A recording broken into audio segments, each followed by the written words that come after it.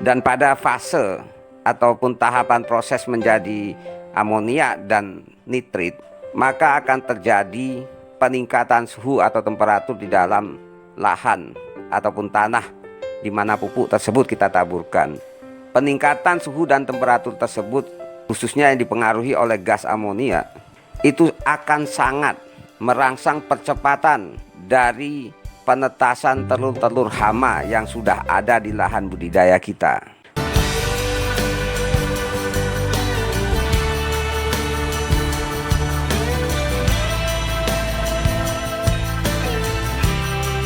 Assalamualaikum warahmatullahi wabarakatuh, sahabat maupun rekan tani sekalian dimanapun berada. Salam tani, bersama saya kembali Budi Harto di channel Panduan Budidaya Tanaman.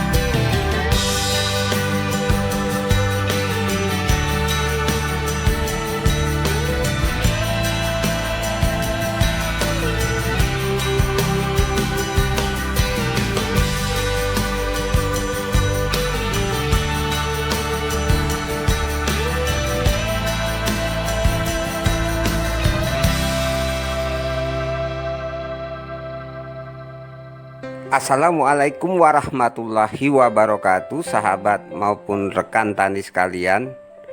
Pada video kali ini saya akan melanjutkan penjelasan tentang peran dan manfaat dari penggunaan pupuk tabur melalui metode pemeraman atau fermentasi, sebagaimana yang sudah saya jelaskan pada video-video sebelumnya, khususnya tentang tutorial dan panduan dalam hal membuat dan meracik pupuk fermentasi, yang mana pada video-video sebelumnya juga sudah saya jelaskan manfaat dari penggunaan pupuk tersebut. Yang pertama sekali adalah untuk menghemat penggunaan pupuk tabur, dan yang kedua adalah mempercepat proses penguraian dan ketersediaan unsur hara dari pupuk yang kita taburkan. Namun pada kesempatan kali ini saya akan menjelaskan tambahan yang lain, mengingat ada beberapa sahabat dan rekan tani yang kebetulan bertanya tentang manfaat lain dari apa yang sudah sering saya jelaskan. Jadi buat sahabat tani begini ya, untuk pupuk tabur yang sudah kita peram terlebih dahulu, selain dari dua keuntungan yang sudah saya jelaskan tadi, keuntungan berikutnya adalah bisa mengurangi tingkat populasi serangga hama. Mengingat dengan kita melakukan pemeraman, maka proses kimiawi yang ada di dalam tanah pasca pupuk ditaburkan apabila tanpa proses pemeraman, terutama sekali pupuk yang mengandung nitrogen, maka akan terjadi tahapan-tahapan proses pupuk nitrogen tadi untuk bisa tersedia ke tanaman yang bisa menghasilkan gas seperti amonia, berlanjut ke nitrit, dan pada akhirnya akan menjadi senyawa nitrat. Dan pada fase ataupun tahapan proses menjadi amonia dan nitrit, maka akan terjadi peningkatan suhu atau temperatur di dalam lahan ataupun tanah di mana pupuk tersebut kita taburkan. Peningkatan suhu dan temperatur tersebut, khususnya yang dipengaruhi oleh gas amonia, itu akan sangat merangsang percepatan dari penetasan telur-telur hama yang sudah ada di lahan budidaya kita. Selain itu juga akan mempercepat pecahnya dormansi biji-biji gulma, serta akan mempercepat pula proses pecahnya spora dari patogen-patogen jamur. Maka dengan penggunaan pupuk peram, kedua tahapan tersebut sudah kita awali dan sudah kita potong, dan sudah kita lakukan startnya dari sebelum kita taburkan melalui proses fermentasi atau pemeraman, sebagaimana yang harusnya teman-teman tonton kembali video saya tentang tutorial cara melakukan pemeraman pupuk tersebut. Kemudian daripada itu, manfaat yang berikutnya, mengingat sekarang banyak keluhan para petani, yang paling utama adalah petani hortikultura, di mana pada tahap-tahap awal pertumbuhan tanaman sering terjadi layu atau seperti terbakar, layaknya terkukus, sehingga tanaman banyak yang mati. Kondisi ini biasanya kan terjadi akibat proses pengolahan tanah hingga pada masa penanaman itu relatif singkat dan terlalu cepat. Maka ada beberapa pendapat dari banyak petani yang malas atau enggan menggunakan pupuk dasar karena alasan tersebut, mengingat proses pengolahan lahan sampai pindah tanam atau penanaman itu terlalu cepat sehingga akan beresiko pada matinya tanaman akibat pupuk yang belum dingin atau belum matang.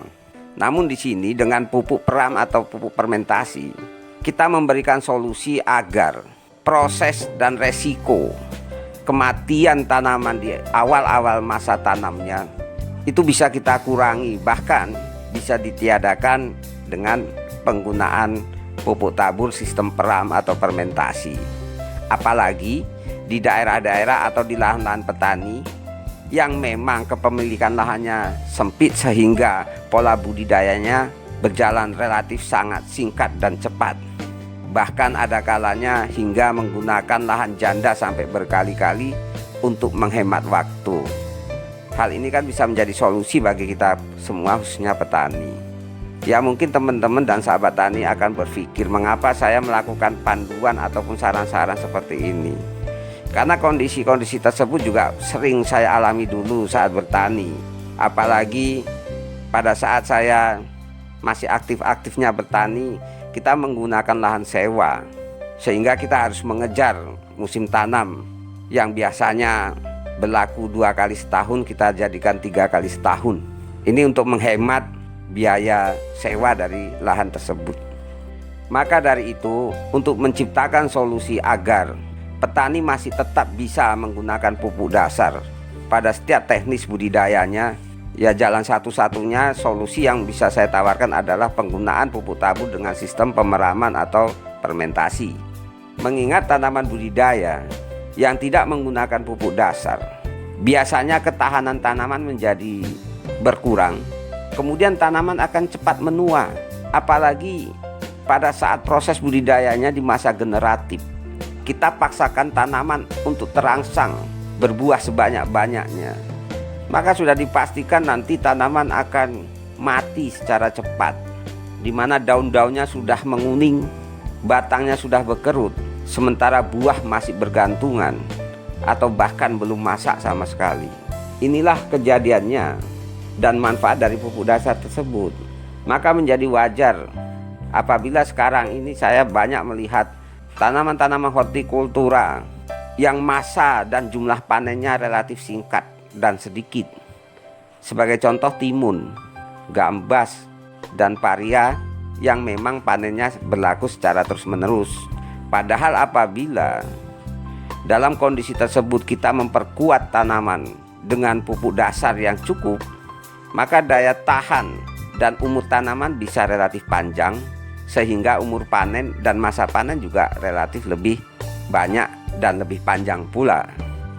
Jadi kekhawatiran kita selama ini mengenai pupuk dasar yang bisa membuat tanaman itu mati akibat layu karena uap yang dihasilkan, khususnya dari persenyawaan yang menghasilkan gas amonia maupun nitrit, bisa kita redam dengan penggunaan dari pupuk yang sudah kita peram terlebih dahulu.